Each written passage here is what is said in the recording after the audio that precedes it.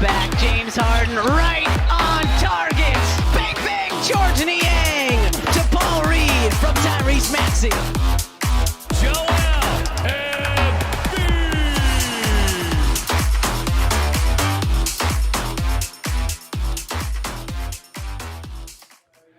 What's up, everyone? Welcome back to another episode of the Pick Swap podcast. We're headed into the All-Star break here, so a much-needed break for the Sixers, but Sean and I stay busy. Sean, how you doing, brother? Yeah, can't complain too much. Good to get a little break in the NBA action, the NBA world. All these guys need it for sure. You can see the bodies getting beat up and guys hitting the injury report. So happy for them to get a break. Happy for me to get a couple days, maybe flick on some Netflix instead of whatever random NBA game is on. So yeah, feels good. Yeah, definitely.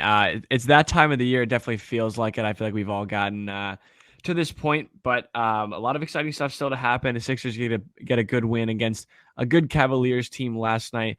Went from, the classic Sixers go up by 20 early. They end up winning by 6 in a nail biter. But who would have guessed it, right? We're right back where we all always end up. But just kind of before we get into all the other stuff we're going to do today, do you want to touch on that game a little bit? Yeah, definitely. So I do think it was cool. If we want to chop that up to just the first half, that was up there with the best I've seen the Sixers play all season. I mean, James Harden looks like he has his complete shake back. He is getting to the rim at will. He's calling guys out. He's calling for matchups now, which is super intriguing and super exciting for the future of this team. He looks great. I guess that was my biggest thing. Embiid still played solid. Wasn't one of his best games. Had some interesting comments after about potentially sitting out the All-Star game. So I'm curious your thoughts on that too, James, and we can circle back to the game too. Yeah, I hope he does. Honestly, I hope he does sit out. He definitely needs it. I was laughing with a couple of my coworkers today, like he's questionable every night. It'd be nice for him to find that balance and get back to being, because he hasn't missed a lot of games.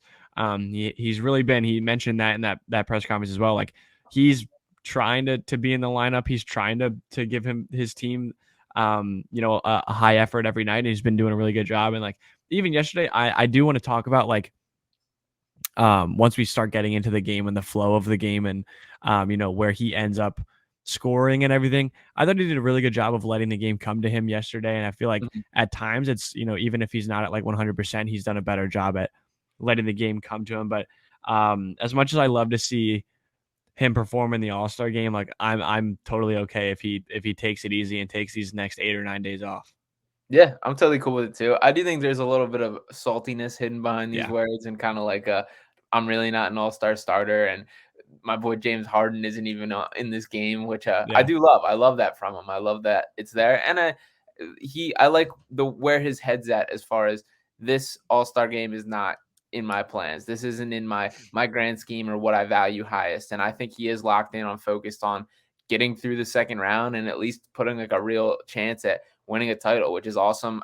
That's what everybody wants. That's what everybody's locked in on. And I'm happy to see Embiid's mind shift, like switch from like the individual accolades and him clearly caring about the MVP and the scoring title and the all NBA first team and things that he deserves and has not gotten the credit for, to just being focused on earning the respect through winning. So I do think it's some growth and maturity from him. Yeah, I don't even want to talk about that stuff right now. It's just going to send me down a rabbit hole that we will not crawl out of until the end of the episode. So we'll move past the MVP and the All-Star and the All-NBA stuff. I'm sure we'll talk about it plenty throughout the remainder of the year. But I think we're on the same page here. He needs some time off. The foot's been bothering him. The shoulder bothers him every game, it seems. He's always grabbing at something. So for him to get off his feet, take some time to relax, not travel. Like, I hope he just doesn't travel, just sits at home and takes it easy and hangs out with his kid and his wife. Be happy for him to take some of that time off. But I did want to talk about James Harden last night. He's almost like he's starting to fall into that. Like when you get that pick and roll and they switch, and if Evan Mobley's going to try to guard you 30 feet from the basket, like you should be attacking that. You should be getting to the rim. And he did that yesterday. And then if Darius Garland stays on you and you can facilitate from there and they have to go under a screen or whatever it is, like I think they're exploiting that matchup imbalance when they go into the pick and roll action every single time. And he's been fantastic. I know we'll talk about grades and everything throughout the rest of this episode and talk about each guy. But Harden last night, that first quarter was the most complete version of himself that we've seen thus far, and really encouraging to see, not only as a scorer, but then being able to mix in passing as well. First half just was fantastic. So really exciting. I think that was like a really good omen going forward. I think that's going to be James Harden for the rest of the year. Yeah, he is artful at that just little pocket pass. Like, he throws that better than anyone in the NBA, and his feel for it, he's got a little swag with the no look, and he puts a little twist on it too, which is cool to see. Yeah, it's been impressive him finding that true balance as a scorer and playmaker, and he is just so brilliant as a passer. He's gotten better as the season goes on, which is super intriguing. Also, we got to see some B-ball Paul minutes last night, and some very good B-ball Paul minutes. I mean, the best version of Paul Reed that we've really seen. Happy to see him getting out the mud of late, playing some minutes. He is a screen machine, man. When you watch him on the offensive end, he barely makes contact with these guys, so I don't know how much you want to like count him, but he's setting like 6 or 7 screens possession. It's ridiculous running around, but I love it from him. I love the energy, and last night, like, he really brought it against the Cavs. I loved it, man. I want to talk about Jalen McDaniels a lot. I'm really enjoying him. And I know Sixers fans like saw the Thibault game where he played really well in his first game with the Blazers, and I'm just like, dude, I don't care. I do not care. He can put up whatever numbers he's going to put up. Jalen McDaniels is so much of a better fit here. That front court of a Jalen McDaniels and Paul Reed front court is so much fun. It's everything that the Sixers haven't been for the last 3 years. It's everything that they struggled against for the last 3 or 4 years. Like, those guys are everywhere. They're flying around. They're jumping passing lanes. They're switching everything. Paul Reed sticking with Darius Garland and sending his shots back. Jalen McDaniels is flying out and guarding Donovan Mitchell. Like, stuff we have not seen at all from a Sixers player in years. And Jalen McDaniels, just within 2-3 games, has been able to come in and change the scope of how they look at their bench lineups. And I'm so happy that they've given the opportunity to him and Paul Reed to play next to each other, because, dude, it is a nightmare for other teams. There's nothing you can do. There's no way around it. Yeah, totally, though. That duo is so fun to watch, the way they were trapping, blitzing. I took to Twitter to try and come up with a nickname for the duo, because if that keeps playing together, that's my new favorite thing. So we do have a couple that I really like here. Shout out Philip BR. Mick Reed has been the favorite. The Mick out the mud, I also really like. Combo 447, not bad. Scrambled eggs, B-ball, mid B-ball. Cosmic deflects, skin and bones, so much lankiness. So there's a lot of good options. I love it if this becomes a duo. And Jalen McDaniels, we're definitely getting the honeymoon period of him. The best version, because when you did watch him with the Hornets, like, he was a guy not afraid to chuck up some shots, took some ill-advised just decisions with the ball. He's not in that situation where, like, the Hornets clearly in a much different outlook as a franchise, where they're a losing team, a lot of young guys, not a real structure. I think it's been helpful to him to have like a clear defined role to, like, you don't need to really do anything offensively. And on the offensive glass, I've been super impressed with the way he scrapped. He's a real deal athlete. He's a guy, he's like not just like an athlete in the way that he can just leap vertically and run fast, which the lob threat is absolutely an asset game, but he's an asset in his game, but he's super smooth. He's got he's agile. He can fly. Like, he's just like a real basketball player, and a guy that like fits what the Sixers team needs. And it looks like Doc has a little bit of trust in him, way more than I expected. Like, he moved him in some of those defensive units last night. He put him out there for some like key possessions, and I think that's huge moving forward. Absolutely. I was definitely fond of him coming into this, and I know we were both excited about the move. But I've seen just a lot of good stuff from him. He's a complete player. Not perfect by any means. Like, we're not going down that route at all. And I think for this role, I think he's just going to be very effective. I know I actually have a Hornets fan at work, and he was like, he's going to do some stupid stuff. And I'm like, he might. He was like, be worried about the turnovers. I'm like, he's not going to be handling the ball much. He's not going to have the chance to do anything where, outlandish. Is he going to mess up here and there? Absolutely. But little things, like he had a couple tap-ins yesterday. Mm-hmm. He catches lobs. Like, he's in both of the games that he's been playing in, catching lobs, doing things that we just haven't had guys that can do it on this team for a little bit. So I've been a really big fan of his so far, and giving you a lot of defensive versatility, which again cannot go unnoticed, and is a price worth paying in the NBA, especially come playoff time. And I think that we haven't even talked about Dewayne Dedmon, and I really hope we never have to, but like, if those two guys, like if McDaniels and Reed can play like that together and be that effective on a nightly basis, I don't think we'll ever have to worry about it.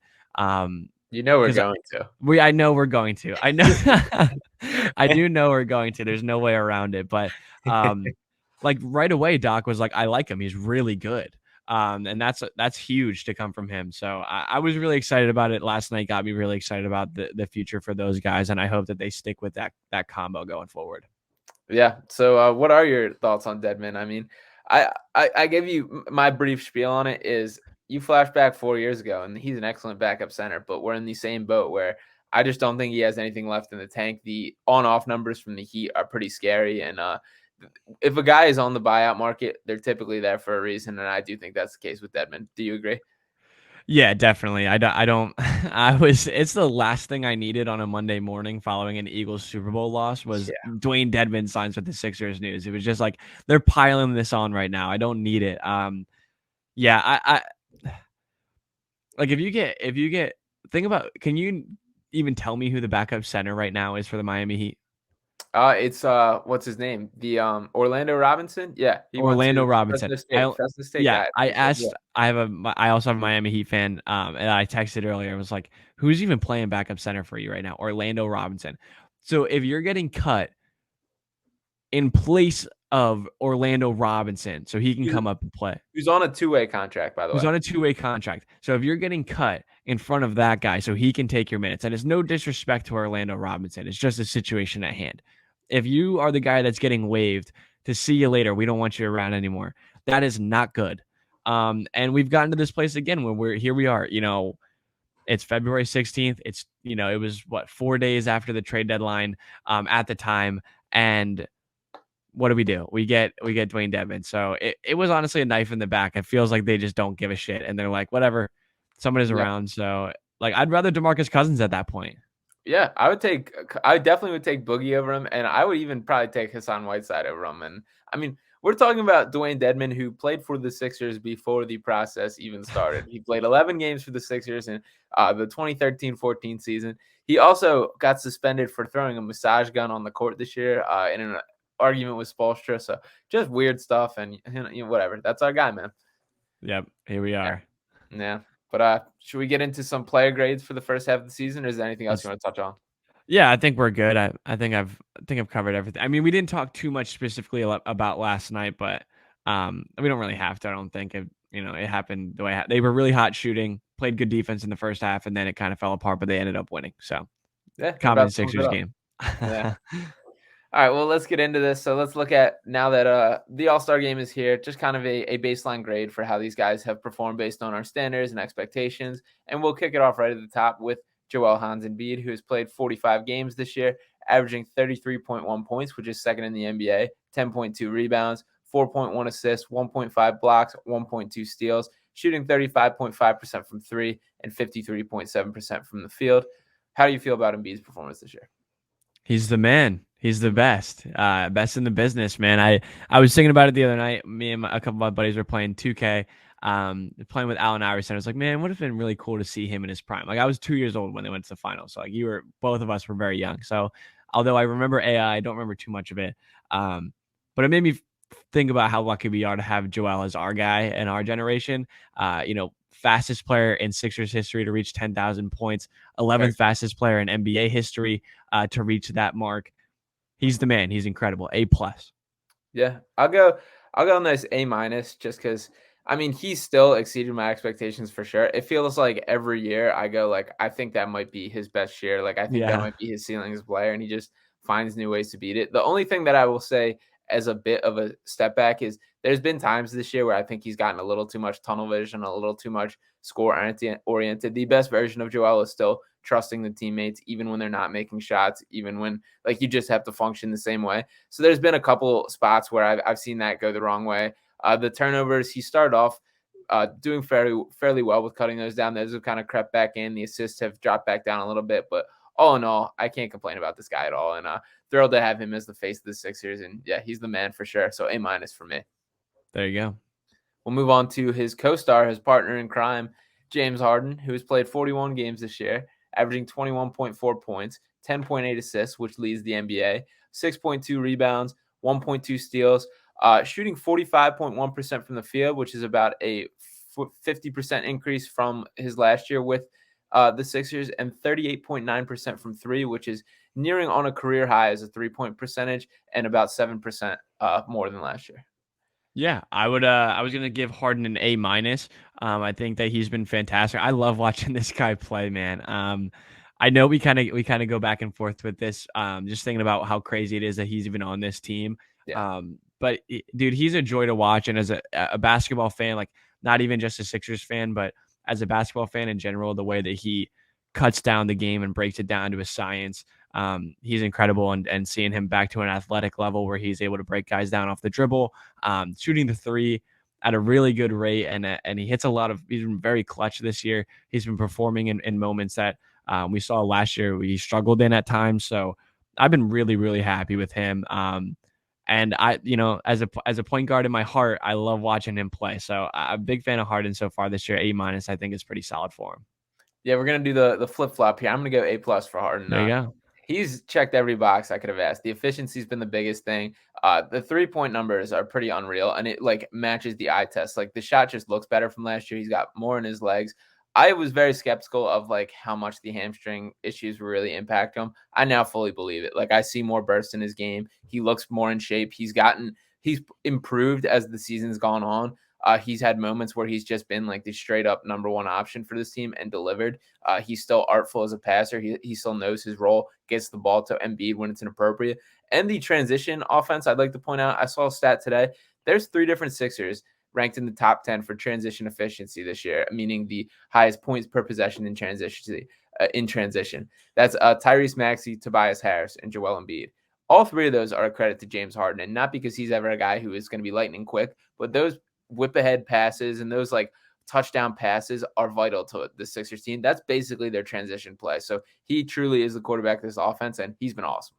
Yeah, absolutely. And even like Harden obviously will get some of the credit for this, but there was even a play the other night, or 2 plays last night that I can remember off the top of my head. The first one was a dish to Melton, and he ended up going down the left side of the lane, and Garland had to choose between him and Harris, and he chose Harris, and Melton went right down the middle and laid it in.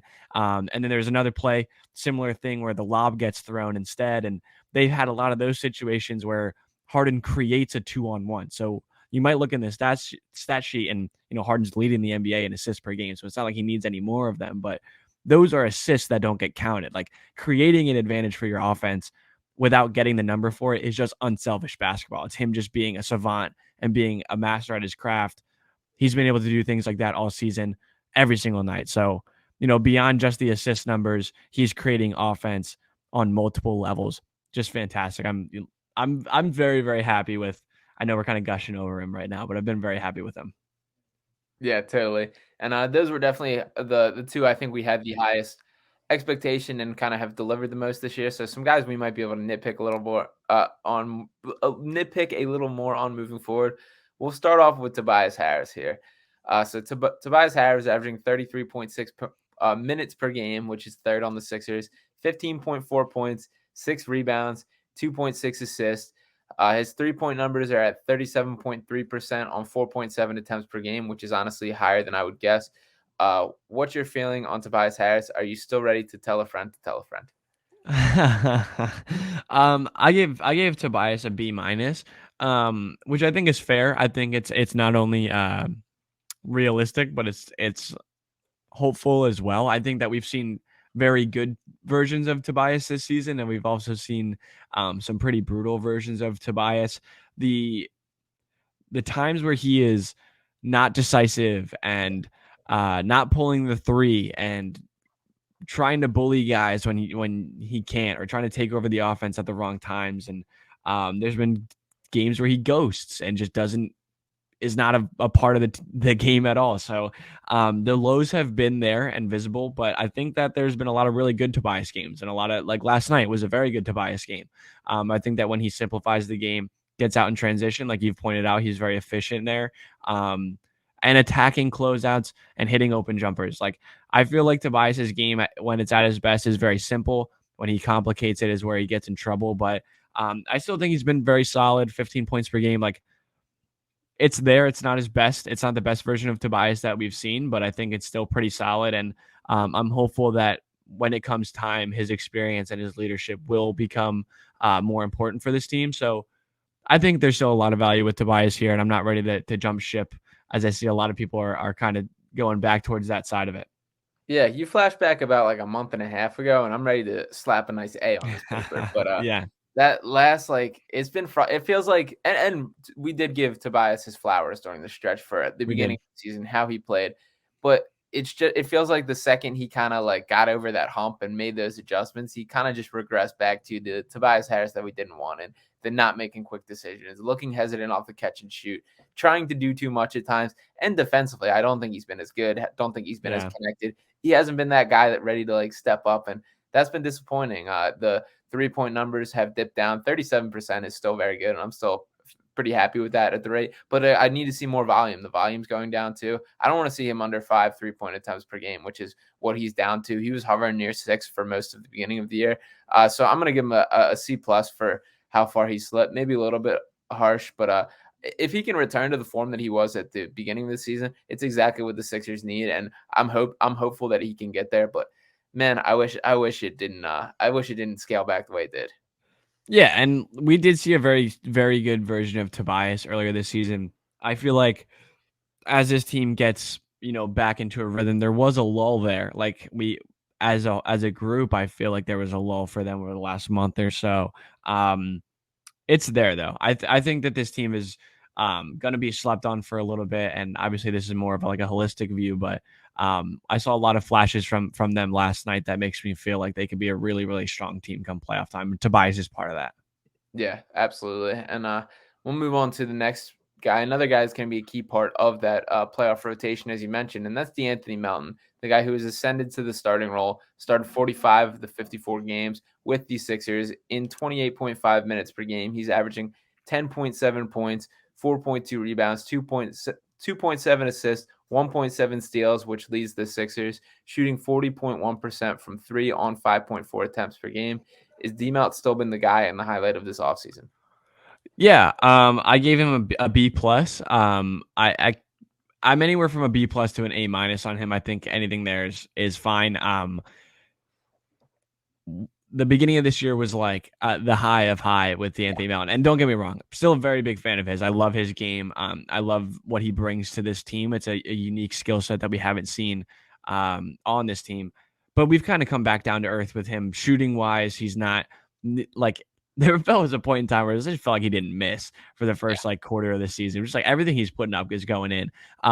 But I really like him. I really like his, the additional ball handling, the floor spacing. He's a willing shooter out there. But like we've talked about, he's not a guy that necessarily needs the ball in his hands to be productive. He gives you his all on the defensive end of the court. Although like there's nights like Darius Garland by no means is an easy assignment, but there were times last night where it's like he just looked lost at times, which is fine. It happens. But when you guy that your game is predicated on being a good defender, you really want to see that side of the ball be handled the right way. But I like D-Melt a lot. I really like what he brings to the table. A lot of really good energy. Like you said, another transition guy that gets out and runs. Good shooter, good defender. And like you said, good jumping the passing lanes and doing stuff like that. So I think that kind of liberated them to move on from Thibault because he gives you a lot of those same things. But very happy with De'Anthony Melton. Yeah, absolutely. And Doc Rivers talked about it after the game last night that he was a guy really looking forward to this All-Star break and really in need of getting to this All-Star break. He's on pace for playing far more minutes than he ever has in his NBA career, has received a bigger role with the Sixers, and for the most part, he has delivered. I'm going to give him a B plus as well. I think that's pretty spot on. There definitely was the highs of the high at the beginning of this year, as you mentioned with all of this. Yeah. He's definitely slid a little bit of late. There's been a lot of those like 1-for-4 shooting nights and stuff like that, and still been pretty solid. He's going to be a necessary and key part of this team moving forward, and he's still been very good. I'm interested to see if there's any changes in the starting lineup. If Maxi's plugged back in there at any point, if they try and play around with it more, or if they fully lock in on Melton being the guy. The 3-guard lineups are still going to be something to kind of monitor moving forward, and how Doc exactly irons out a plan for how this works. But regardless, Melton is super key considering the defensive just lapses or liability, however you want to put it, of Harden and Maxey. So I give I give D-Mel to B+ and overall pretty happy. Yeah, I think that's all very fair. Another offseason addition, maybe not as warm of a response among Sixers fans as PJ Tucker. So PJ Tucker started all 55 games for the Sixers, 25.7 minutes per game, 3.4 points, 3.9 rebounds, 0.8 assists, 0.5 steals, 0.2 blocks, shooting 40.2% on 1.7 three-point attempts. Has PJ Tucker Hell grown yeah. on you? I don't give a shit, man. I love PJ. All right, I all right. love PJ. I gave him an A minus. I Wow, love wow. PJ, man. I don't care. I watched last night's game. He locked up Donovan Mitchell for the He first did. half. Like He did. what are we doing? Like what's going on? And I saw I wish I kept the tweet. I wish I read it a little bit more closely, but essentially the tweet was saying against teams that are top 5 in either conference, he's been fantastic in those games. Yeah. He gets up for the bigger games. He was fantastic against Denver. You think about the Denver or the Brooklyn games, he's been very good. You think about last night against the Cavs, like he's been very good in those bigger games. He's going to be a guy that is ever more important come playoff time. I wish he shot a little bit more from 3. I was looking back at his numbers from some, the Rockets days and things like that. So I want him to shoot more, which is a weird thing to say, but I think he is kind of opening up a little bit. We've seen him take a few more shots. He knocked a couple down last night. And when it goes in, man, it's just gonna be demoralizing for a defense to watch PJ Tucker, drill a couple of threes. So A minus might be a little bit high. I know a lot of Sixers fans might be souring on PJ, but I love it, dude. I think he's a guy that just fits here. And I hope when this season rolls down to the playoffs, I think people are going to start realizing his value to this team. Yeah, I'm going B minus. I Fair. thought I might be a little high on a B minus, but you eclipsed me there. So I like Tucker. He's grown on me for sure. I mean, we've said all season that it's going to basically come down to the postseason for how he's remembered, how he's determined, how this season measures up, and he's kind of turned it on of late. There's definitely been some steps forward in his willingness to shoot, the things he's doing offensively, stepping up defensively. He does get up for the big moments, and he's a dog. He is who we thought he was, and he's kind of putting it on. So I'm happy PJ Tucker's here. I do think he's gonna be around when it matters most and be ready to step up. But I'll slap a nice B minus on what we're getting out of him so far.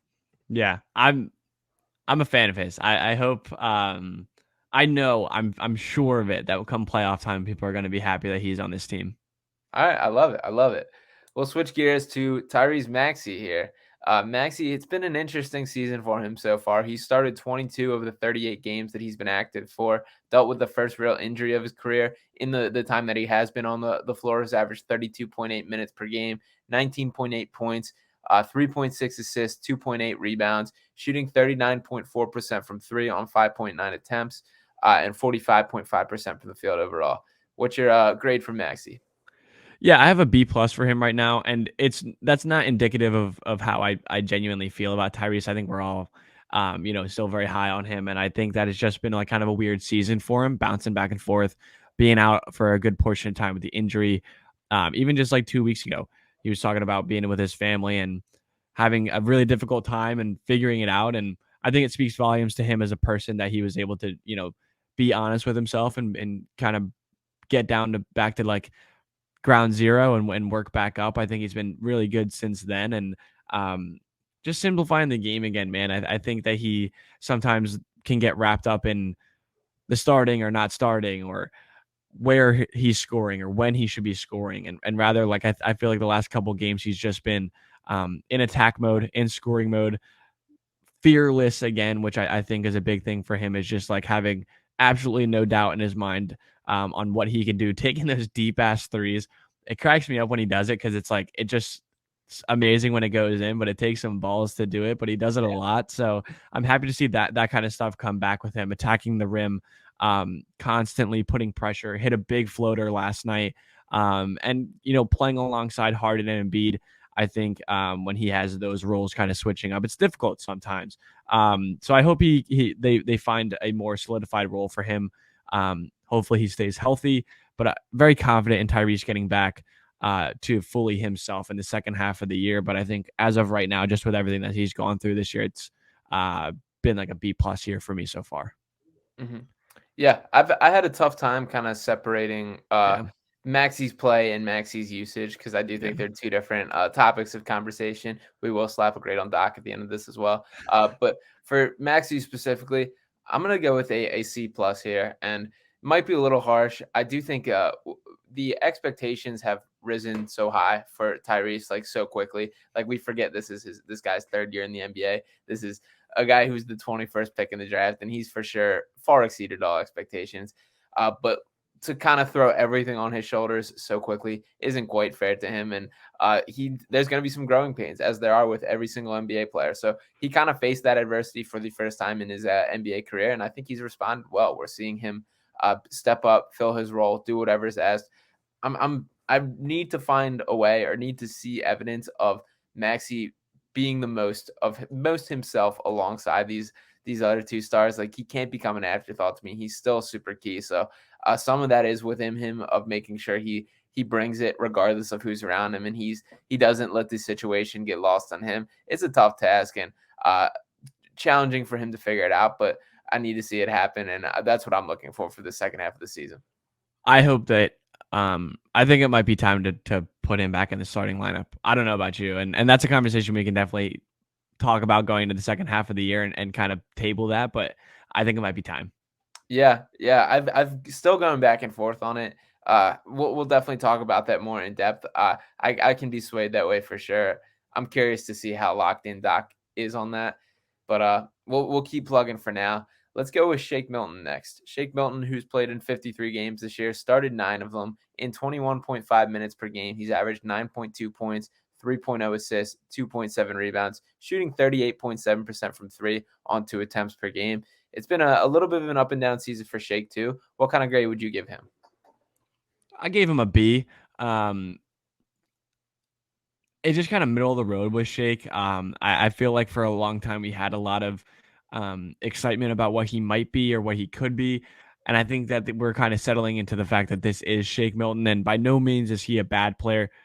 He does some stuff on the court. Like I've always had an affinity for Shake and the way that he handles the basketball and the kind of quirkiness and uniqueness to his game, getting to the rim and the way he does, long arms and the different kind of stuff. I really do enjoy his game. I just think that he's limited in a lot of ways, and he also finds himself in situations where there's a play last night that was just like so Shake Milton. He picked up his dribble like a step inside the 3-point line, put his head down to drive, got bodied, and then just like pulled up for a fadeaway one-legged jump shot at the free throw line. And it's like, that is just so Shake. And sometimes sometimes it works for him, sometimes it doesn't. It's just one of those things where I don't think that the ceiling is much higher for him than what it is. So I'm not upset at what Shake brings to the table. I'm just like, this is what it is. So I don't really tend to expect more from him. So B is just kind of where I've found myself at this point. Yeah, I think that's fair. I'm gonna slap a C minus on there. The highlight of the season for sure for Shake was that shorthanded stretch where there was no Maxi, no Harden, and he took all those reps. I thought he stepped up as a starter in a major way. Yeah. Secured his first career double-double, was nearing on triple-double figures for a couple. He was doing everything, the assists, the rebounds. Since it's been like a full team again, I just haven't seen that. And it once again feels like it's like he's either scoring a couple buckets for you and it's a productive stint on the court, or he doesn't really do anything. And that's what I needed to change. And that's what I thought was changing for a little bit with him, was that he was able to do some other stuff, help out on the boards, create for his teammates a little bit. And I haven't seen it of late. And he's kind of stepped back to just that guy again. So while he's still like definitely an NBA level guard and a competent player, I've been frustrated by seeing a little bit of regression in him throughout the second half of the season. And I'm giving Shake Milton a C minus. Yeah, I think that's fair. It's tough. I think for him, it's just like, I don't even know what more to expect or say for him. Just because I feel like he does have it.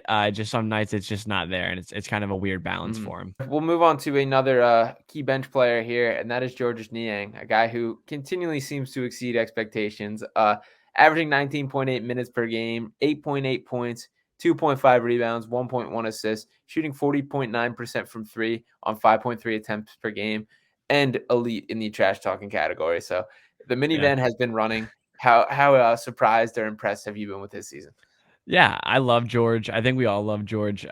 B plus for me for right now. Just And again, I could be swayed either way. If you told me it's an A, yeah, that's fine with me. Also, love the way he shoots the basketball.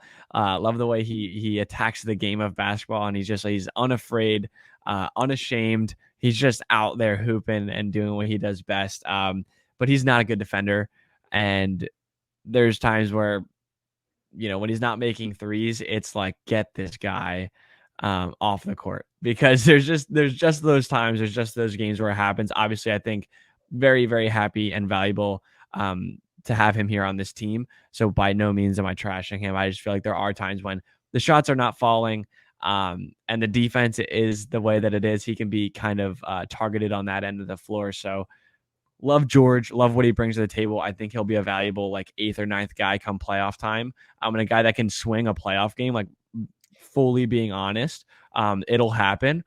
But there'll also be times where like his defense just makes him unplayable. So B+ is where I fell on that guy. I'm going A- for him, and Yeah. it continually surprises me what a key part of this team he's become.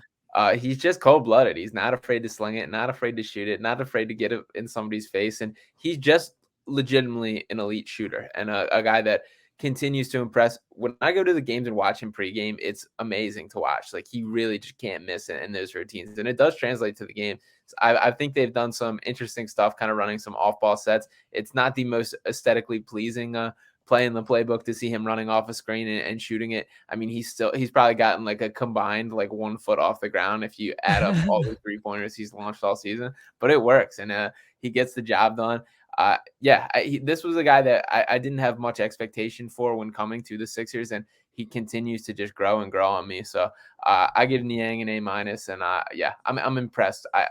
I still have concerns come postseason time for sure, but just his shooting ability alone will keep him a part of this rotation. Fully agree. Love George. Yeah, so we'll keep on plugging along. An interesting one here, Montrezl Harrell. So in 50 games this year, he has started 7. Overall, he's averaging 12.5 minutes, in which he's produced 5.7 points and 2.8 rebounds, shooting 60.5% from the field. And any thoughts on Trez? Yeah, I don't have too much to say about Trez.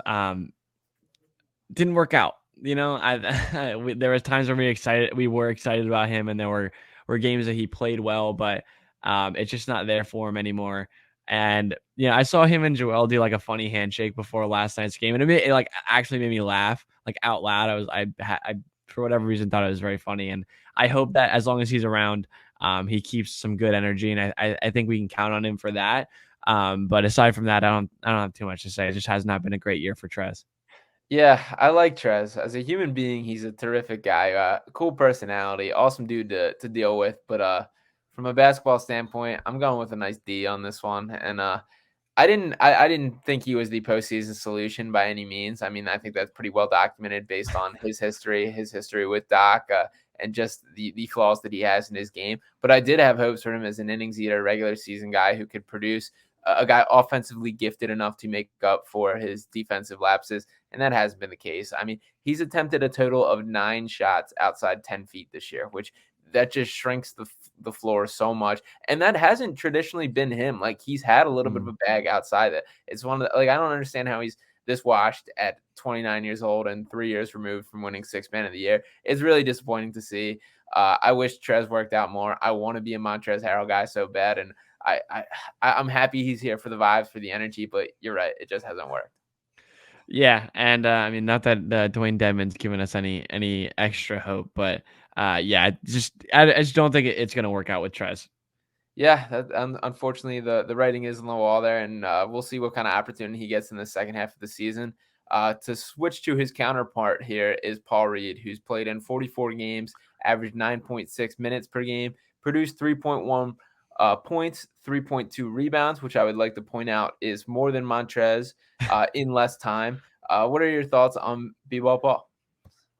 Yeah, I gave him a B just because like I just don't think there's enough of a sample size really with him this year. Just I don't know if we can fairly grade him or fairly analyze what he brings to the table yet. From what we've seen, especially recently, I feel like we've been really encouraged by his play. It seems like we might always be that way, but I do hope that the second half of the season brings more Paul Reed minutes, and so we can actually more fairly analyze what he brings to the table. Yeah, I agree. It's tough to fully judge based on what we've seen, but I've been encouraged with the moments that have been there. And I don't have it in front of me. I just was writing an article where I had this. I believe it was 13 games this season. He's had do not plays where he doesn't get any minutes, and then 15 games he's had 4 minutes or less on the court, which you just can't judge a guy off that. So really, it's been not as large of a sample size as playing in 44 games would indicate, because it's just been that quick trigger. We've spoken about this the entire B-ball Paul era of you got to let him play through his mistakes. You got to let him figure things out. To his credit, he kind of has. Like, he does look more composed out there. He's not as all over the place as he once was. As much as I joke about the screens that he's all over the place, that's something new. Like, he didn't originally do that, and he rolls and puts his hand up as aggressively as possible on every single one, even though no one ever passes him the ball to it. But so there's little things that I am happy to see him taking strides forward, developing. So I'm going to slap a nice B+ on it, and I hope we get more and have a clearer idea of what that grade truly is come second half of the season. Yeah, I'm hopeful that we will. Although Dwayne Dedmon makes it scary, but I do hope we get more ball read minutes. Yeah, absolutely. And last one here is Doc Rivers, the man, the myth, the legend. So Sixers sitting at third place in the East, a 38-19 record. What's your vibe on Doc so far this season? Oh, this is so tough. I actually have on my sheet, I have B+, Okay. which might be, I don't know if that's high. I don't know if it's higher than you. I don't know what it is, but I feel like there's been a lot of times this season where Doc has been really good, or like a really good coach. And there's been other times where, it's the classic shit that he does where, like last night, like how do you go into the fourth quarter and at one point have a 22-point lead and then win the game by 6? I get it. Like, this is the NBA. The Cavs are a good team. Obviously, they're going to fight back. But there's just things that just are so bothersome, and like continuous things that we've seen year in and year out, that make me want to go even farther down. But I think that he's shown a lot of like just really good coaching from missing a lot of guys.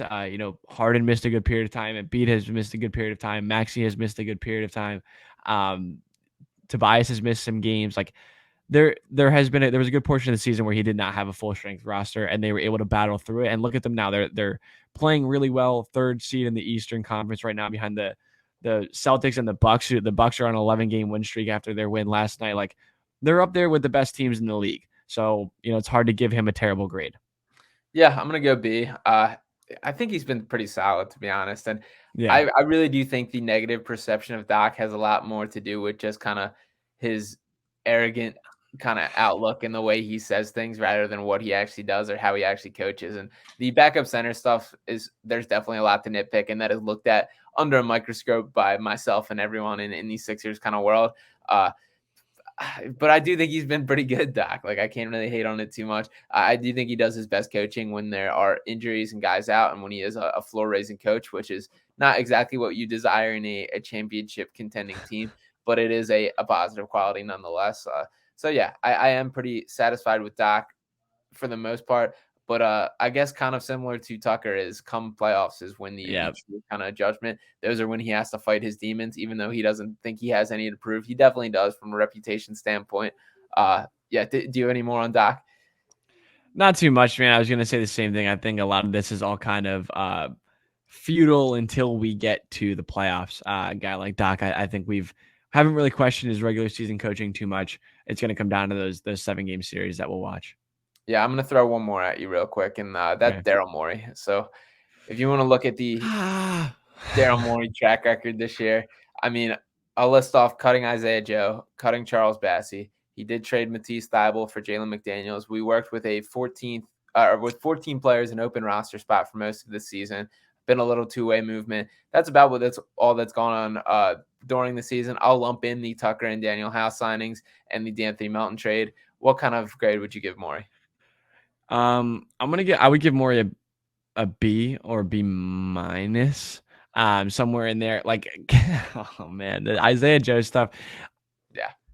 I don't lose sleep over this the way I feel like a lot of other Sixers fans might lose sleep over it. And by no means are they in the wrong. I just choose not to think about it. But that was bullshit. That was bullshit. And like, I don't know where it came from, to be completely honest with you. Bassey is whatever. I think he's going to be a good player. I think he'll be fine. But Freshly it's signed. whatever. Yeah, good for him. I'm very happy for him and what he'll be able to do with his career down there. But Isaiah Joe has the best 3-point percentage in the entire league right now. He's shooting almost 5 attempts per game. So like he's a legit 3-point shooter and a guy that like every NBA team would want to have on their roster, and we let him walk For free. legitimately for free. So that is where I think you have the big miss. I don't want to hear from D'Anthony or Dewayne Dedmon for a very long time. Like that kind of stuff just pisses me off. It's like you're literally like, this has to be a meme, it has to be a joke of some sort. Like you're not stupid. You know what has happened to this team for the last 4 years. So don't do that to me. The D'Anthony Melton trade, fantastic, right? Like great move. I just raved over PJ Tucker for a little bit. Great move there. Daniel House sucks. He does. So that's a pretty brutal move at the end of it. So like it's been like 3 or 4 pretty bad moves to 3 or 4 pretty good moves. He's kind of right in that middle. Like B is fine for me. I expected more from him, but in the margins, he's done a pretty good job of it. And if his owner is telling him to duck the luxury tax, then he can only do so much. Yeah, I'm gonna go C- here. Fair. I needed a little more. The continuing overlooking of the backup center position is so frustrating to me. It's like banging your head against the wall. And I get you can argue like we expected Montrez to be better. I'm sure that's valid. Charles Bassey, like you can kind of brush it off, but I think Charles Bassey might right now be better than Dewayne Dedmon, and certainly on a like cost controlled and a guy that you have the possibility to groom for the long term. And Isaiah Joe, I get sick of the argument of like, well, they didn't have room for him in the rotation. It's like, if you can't find room for the NBA's leading 3-point shooter, then like there's bigger issues here. So I don't agree with that. But yeah, I mean, there's been positive things has done. The Melton trade, I do think the McDaniels move is a good one, especially that they probably not going to sign Matisse. So, but yeah, I just would have liked to see a little more from Moy. I understand he's not loaded with assets by any means, but it's time to go for it. And I don't feel like they fully put the foot on the gas this deadline. Yeah, which is frustrating. But again, if your boss is telling you to stay under a certain number and you can only do so much and you don't have too much to give out, it's hard to bring other guys in. But there was just so much movement Right. that I feel like you expected there to be somebody available, especially in the backup center market, for the guys that were just going for like a second round pick. And there were certain guys that wanted out. And I also I don't know if we haven't talked about it much, and obviously we need to kind of wrap up here, but like, dude, all Furkan asked was to go play somewhere else. Like the least you could have done for the guy is send him away. Like Yeah. he's not Take anything. playing. Yeah. He's not playing. He's not gonna play here. And he could have just been a guy that get moved for a backup. Like it just seemed like that one was like already teed up for you. All he had to do was swing, and he didn't. Like I feel bad for Furk. Like I don't think his intent was malicious at all. I think it was like, man, I want to play basketball. Like you guys pay me to play basketball, and you're not letting me play. So like, let me go somewhere else. And they didn't even do that for him. So that kind of pissed me off a little bit.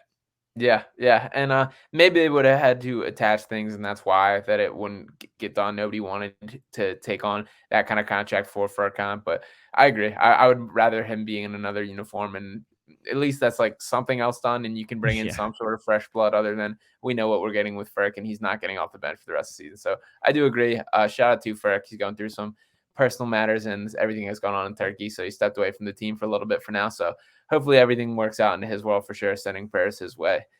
Yeah, But absolutely.